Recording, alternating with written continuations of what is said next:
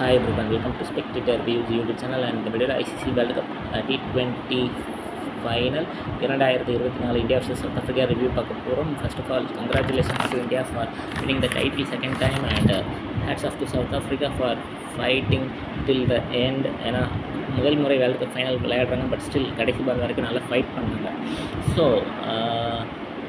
7 run வித்தியாசத்தில் இந்த world கப்பை இந்தியா வின் பண்ணாங்க கடைசி மேட்ச்சில். So player of the match Virat Kohli. இந்த அவருடைய கரியரில் கடைசி T20 வேர்ல்டு கப் மேட்ச் இதுதான் அப்படின்னு சொல்லியிருந்தார்.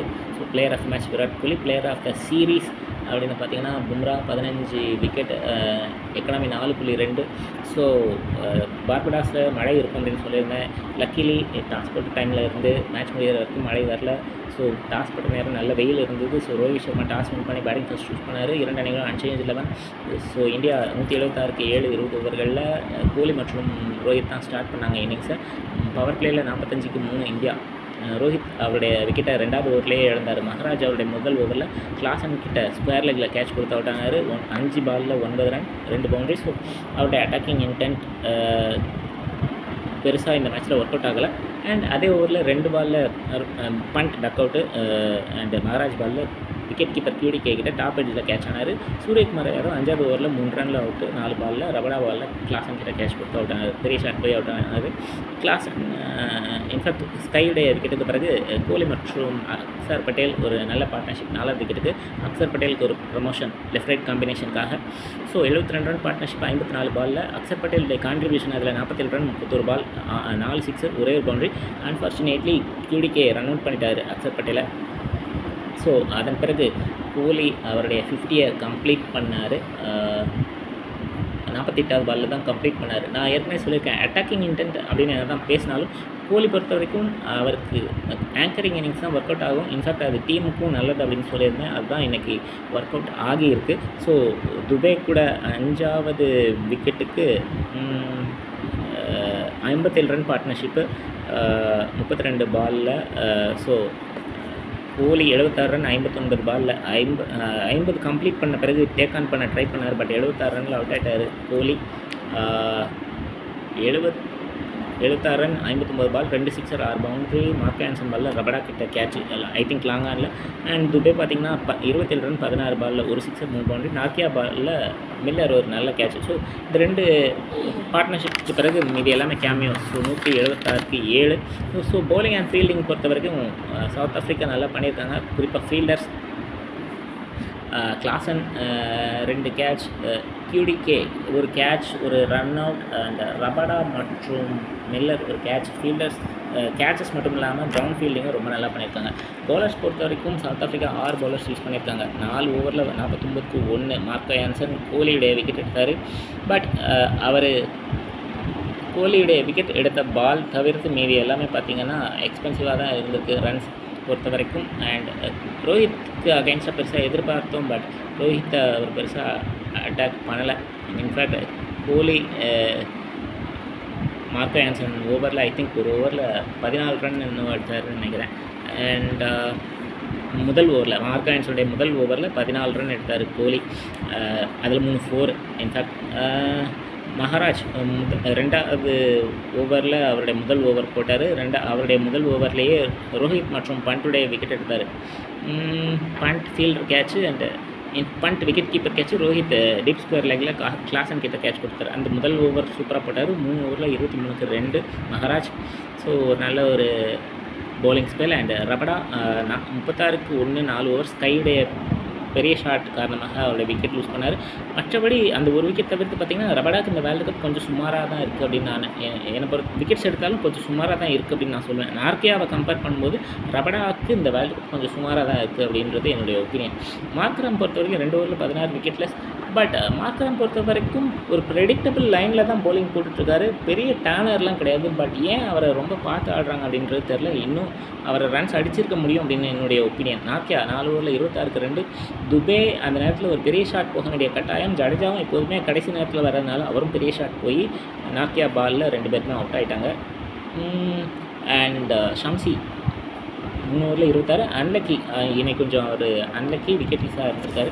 ஸோ 177 ரன் டார்கெட்டில் ஸ்டார்ட் பண்ணாங்க. 42க்கு 2 பவர் பிளே ஓவர்ஸில் ரீசா ஹெண்ட்ரிக்ஸ் மற்றும் மார்க்கரம் 4 ரனில் அவுட் ஆகிட்டாங்க. பும்ரா ரீசா ஹெண்ட்ரிக்ஸை போல்டு பண்ணார். ஹர்ஷிப் சிங் பண்ட் கிட்ட மார்க்கரம் பண்ட் கிட்ட கேட்ச் கொடுத்தாரு. ஹர்ஷிப் சிங் பாலில் 2 பேருமே 5 பாலில் 4 ரன், ஒரே ஒரு பவுண்ட்ரி. ஸோ அடுத்து பார்த்தீங்கன்னா 3வது விக்கெட்டுக்கு QDK மற்றும் ஸ்டப்ஸ் 58 ரன் பார்ட்னர்ஷிப் 38 பாலில். அதில் ஸ்டப்ஸுடைய கான்ட்ரிபியூஷன் 31 ரன் 21 பாலில் 3 பவுண்ட்ரி, ஒரு சிக்ஸர். அக்ஷர் பட்டேல் ஆம் பாலில் போல்ட் ஆனார். அண்ட் அடுத்து QDKவும் அவுட் ஆகிட்டார். 39 ரன் 31 பாலில், ஒரு சிக்ஸர் 4 பவுண்ட்ரி. ஹர்ஷ்தீப் சிங் பாலில் குல்தீப் கிட்ட கேட்ச்.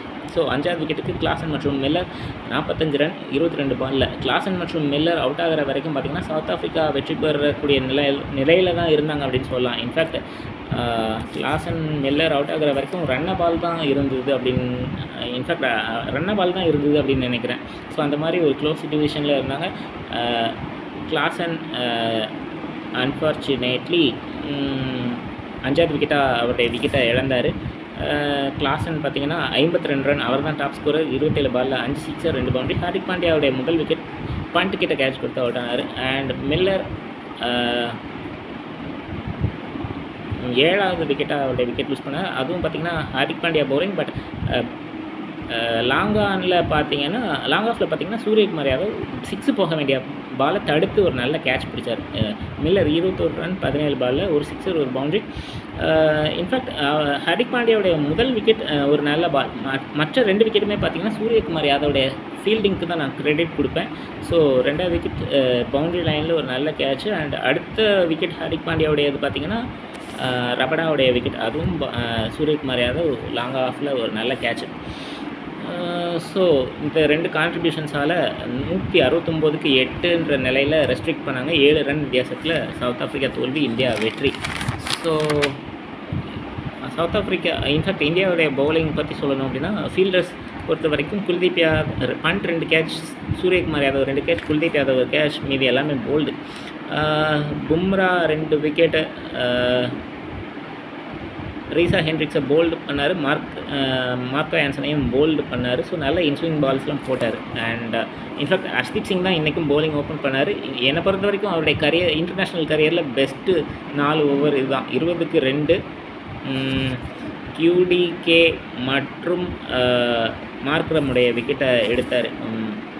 ஒன்று குல்தீப் கேட்ச், இன்னொன்று wicket keeper catch. And Axar Patel ஆம்பாலில் ஒரு விக்கெட் எடுத்தார் 4 ஓவரில். மற்றபடி அவர் expensive. Kuldeep Yadav unfortunately wicketless, expensive. Hardik Pandya நான் ஏற்கனவே சொன்ன மாதிரி முதல் விக்கெட் சூப்பர். மற்ற 2 விக்கெட்டுமே சூரியகுமார் யாதவுக்கு தான் என்னுடைய ஒப்பீனியனில். ஜடேஜா ஒரு ஓவரில் 12 ரன், எக்ஸ்பென்சிவ். ஸோ ஓவரால் இன்னைக்கு மேட்ச் பொறுத்த வரைக்கும் பேட்டிங் நான் ஏற்கனவே சொன்ன மாதிரி கோலி ஆங்கரிங் இன்னிங்ஸ் ஆடினா இந்தியாவுக்கு நல்லது அப்படின்னு சொல்லியிருந்தேன். அதன் காரணமாக ஒரு நல்ல 2 பார்ட்னர்ஷிப் கிடச்சிது, நல்ல ஃபினிஷ் கிடச்சிது, நல்ல டார்கெட் செட் பண்ண முடிஞ்சுது. ஸோ பேட்டிங்கில் கலக்கியிருக்காங்க இந்தியா.